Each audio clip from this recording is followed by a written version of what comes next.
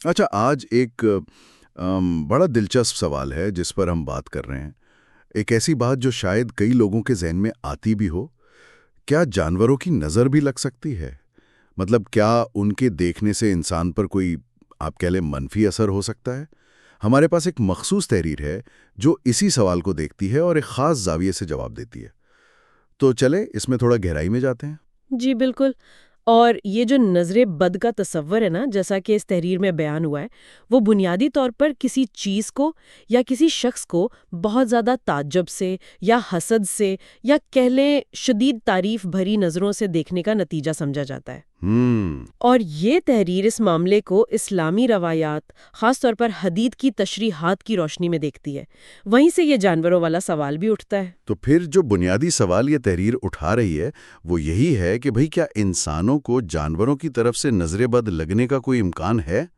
عام طور پہ تو کئی طرح کی باتیں سننے میں آتی ہیں، لیکن یہ تحریر کیا کہتی ہے اس بارے میں؟ کس بنیاد پر یہ نتیجہ نکالا گیا؟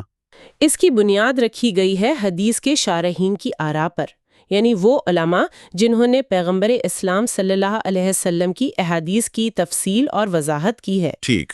ان تشریحات کے مطابق نظر بد لگنے کا جو عمل ہے وہ صرف دو مخلوقات سے جوڑا گیا ہے، انسان اور جنات۔ انسان اور جنات؟ جی بلکہ کچھ تشریحات میں تو یہاں تک ملتا ہے کہ جنات کی نظر بد انسان کی نظر سے بھی زیادہ شدید، زیادہ مؤثر ہو سکتی ہے۔ اچھا، جنات سے آپ کی مراد وہ غیر مرئی مخلوق ہے جن کا ذکر مذہبی روایات میں ملتا ہے؟ جی بالکل، وہی۔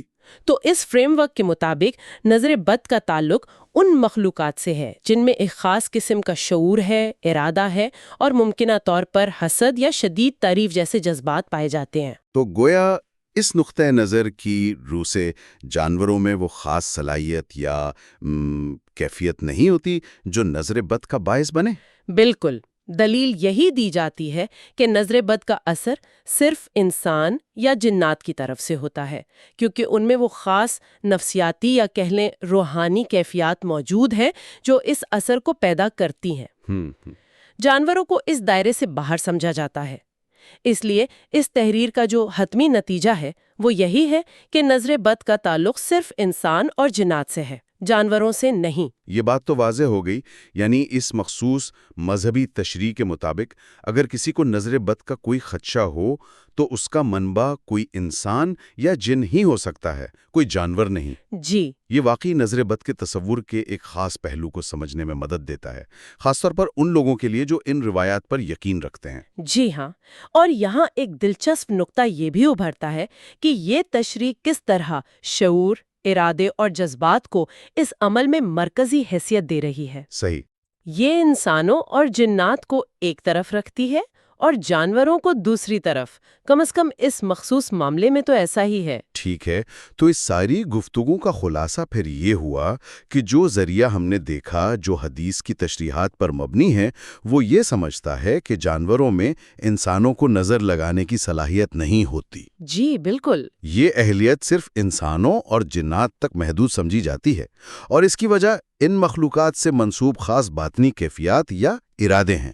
بالکل، اور یہیں سے ایک گہرا سوال بھی پیدا ہوتا ہے جس پر آپ کہہ لیں مزید غور کیا جا سکتا ہے وہ کیا؟ کہ اگر نظر بد واقعی حسد یا شدید تعریف جیسی مخصوص باطنی کیفیات سے جڑی ہے تو اس فریم ورک کے اندر انسانوں اور جنات میں ایسی کون سی مشترک خصوصیات یا صلاحیتیں سمجھی جاتی ہیں جو جانوروں میں نہیں ملتی؟ یہ تو واقعی سوچنے کی بات ہے۔ یہ تفریق مختلف مخلوقات کے شعور، ان کے ارادے اور ان کی اثر ڈالنے کی صلاحیت کے بارے میں کیا بتاتی ہے؟ کم از کم اس خاص مذہبی تناظر میں یہ ایک ایسا نقطہ ہے جو ہمیں سوچنے پر مجبور کرتا ہے کہ مختلف روایات وجود اور شعور کو کس طرح دیکھتی ہیں اور ان میں فرق کیسے کرتی ہیں۔